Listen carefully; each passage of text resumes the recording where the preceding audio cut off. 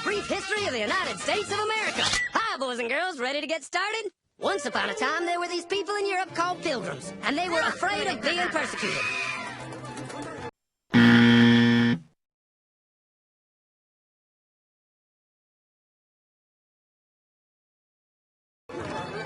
So they all got in a boat and sailed to the New World where they wouldn't have to be scared ever again. Oh, I'm so relaxed. I feel so much safer. But as soon as they arrived, they were greeted by savages, and they got scared all over again. So they killed them all. Now, you'd think wiping out a race of people would calm them down, but no. Instead, they started getting frightened of each other. Witch! So they burned witches.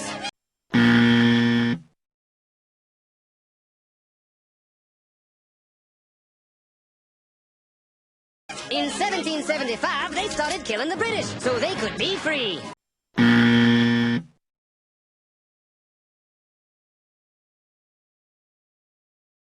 And it worked, but they still didn't feel safe. So they passed a Second Amendment which said every white man could keep his gun.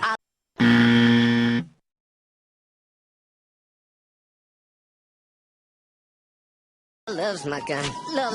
Which brings us to the genius idea of slavery. You see, boys and girls, the white people back then were also afraid of doing any work. So they went to Africa, kidnapped thousands of black people, brought them back to America, and forced them to work very hard for no money.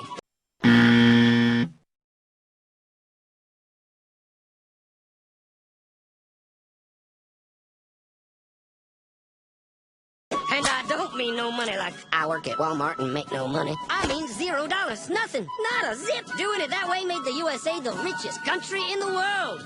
So did having all that money and free help calm the white people down? No way. They got even more afraid. That's because after 200 years of slavery, the black people now outnumbered the white people in many parts of the South. Well, you can pretty much guess what came next. The slaves started rebelling. There were uprisings. An old master's heads got chopped off. And when white people heard of this, they were freaking out and going, I want to live. Don't kill me, big black man. Well, just in the nick of time came Samuel Colt, who in 1836 invented the first weapon ever that could be fired over and over without having to reload. And all the Southern whites were like, yeah! But it was too late. The North soon won the Civil War and the slaves were freed. Yep, they were free now to go chop all the old masters' heads off. And everybody was like, oh no, we're gonna die. But the freed slaves took no revenge. They just wanted to live in peace.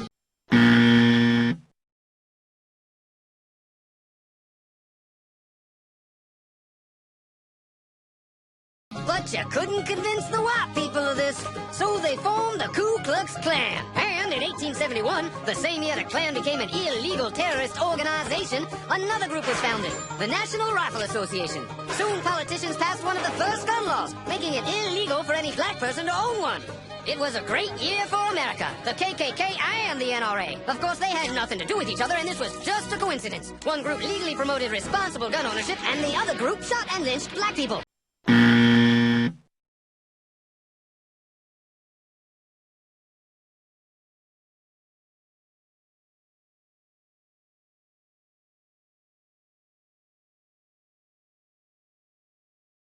And that's the way it was all the way to 1955, when a black woman broke the law by refusing to move to the back of the bus. White people just couldn't believe it. Huh? Why won't she move? What's going on? Man, all hell broke loose. Black people everywhere started demanding their rights, and white people had a major freaky fear meltdown. And they were all like, run away! Run away! And they did. They all ran fleeing to the suburbs where it was all white and safe and clean. And they went out and bought 250 million guns and put lots of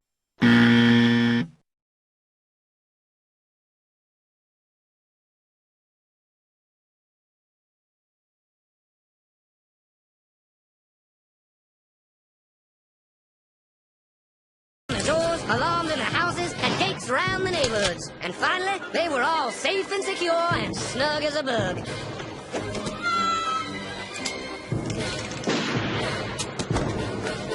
And everyone lived happily ever after.